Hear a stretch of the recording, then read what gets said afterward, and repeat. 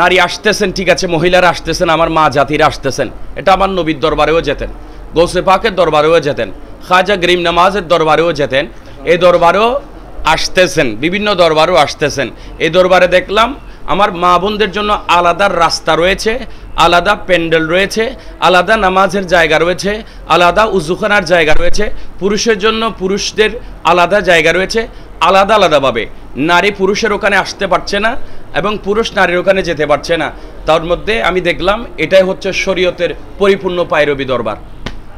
একটা গ্যারান্টি দিয়ে বলতে পারবো, এসে যান, দূর থেকে শত্রুতার কণ্ঠে বলিয়েন না, এসে সরাসরি দেখে যান। এই দরবার হক দরবার, এই দরবার নবীর প্রেমিকের দরবার, এখানে কোনো ভণ্ডামি চলে না।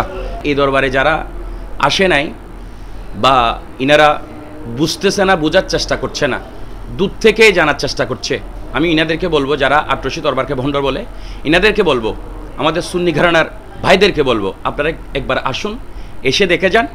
আপনি আর আপনার জবান থেকে, আপনার মস্তিষ্ক থেকে, আপনার কল্প থেকে, আপনার মন্তব্য থেকে আটরশি দরবারকে আর আপনি কখনো ভণ্ড বলতে পারবেন না। কারণ আটরশি দরবারের যিনি সাহেব, বিশ্ববলী খাজা বাবা ফরিদ ফুরি আলাইহি রহমান, ইনি মুজাদ্দিদ আল ফিসানি শেখ আহমদ সিরফিন্দি ফারুকি আলাইহি রহমান নুরানি সিলসিলার উপরে আছেন। এই আধ্যাত্মিক দরবার, মারিফতের দরবার, হাকিকতের দরবার, শরীয়তের দরবার। আমি জীবনের প্রথম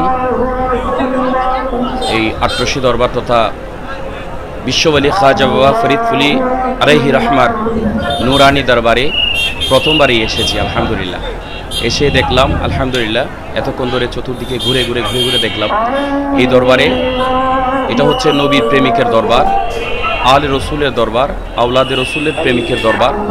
এই দরবারে শরীয়তের খেলাফ নাই, পরিপূর্ণ শরীয়তের পায়রবি, এবং সর্বোচ্চ যেটা আমি অনুধাবন করলাম সেটা হচ্ছে এই দরবারের প্রত্যেকটা আল্লাহর বান্দা, দয়াল নবীর উম্মতের কাছে শ্রেষ্ঠ নবীর প্রেম নিয়ে এই দরবারের আশিকিন আশিকান জাকিরিন জাকেরানরা প্রতিটা কদম এই দরবারের বাউন্ডারির ভিতরে যখন চলে, দেখলাম সিনার ভিতরে সরকারে মোস্তফার প্রেম ছাড়া আর কিছুই দেখি নাই। আলহামদুলিল্লাহ, আমি শুকর আদায় করছি আমার মতো নগণ্য নালায়েককে এই আজিমুশান মহান মকবুল ওলির দরবারে আসতে পেরে আমি অসংখ্য আল্লাহর দরবারে শুকরিয়া আদায় করছি এবং নিজেকে ধন্য মনে করছি। আল্লাহর নবী সরকারে মুস্তফা সরওয়ারে কায়নাত হুজুর রফ রহিম সাল্লাল্লাহু আলাইহি ওয়াসাল্লাম বলেছেন, ইয়াতি আলান নাসি জামানুন, এমন একটা জামানা আসবে মানুষের ঈমান রাখা বড় কষ্ট হয়ে যাবে। তখন মানুষটা বিভিন্ন দলে বিভক্ত হয়ে যাবে। ইয়াজতামিউনা ফিল মাসাজিদ, মানুষটা মসজিদে গিয়ে একত্রিত হবে। লাইসা ফিহিম মুমিনুন, কিন্তু এদের ভিতরে ঈমান থাকবে না। যাদের ভিতরে ঈমান থাকবে না, মসজিদে গিয়ে একত্রিত হয়ে যায়, ওলির মাঝহার ভালো লাগে না, ওলির দরবার ভালো লাগে না, ওলির দরবার সোহবত ভালো লাগে না, এরাই আল্লাহর ওলির দরবারে আশাকে শিরিকের ফতোয়া দেয়, বেদওয়াতের ফতোয়া দেয়, আল্লাহর ওলির মাঝহারকে ভাঙ্গার জন্য দুঃসাহস দেখায়। সেজন্য আমি ইনাদের কাছে শত্রুতার কণ্ঠে বলবো না, মানবতার কণ্ঠে, মোহাব্বতের কণ্ঠে বলবো, ভাই এই বিশ্ববলী খাজা বাবা ফরিদ ফুরি আলাইহি রহমার দরবারে আসুন, দেখুন, মোহাব্বতের চোখ লাগিয়ে একটিবার নজর করে দেখে যান।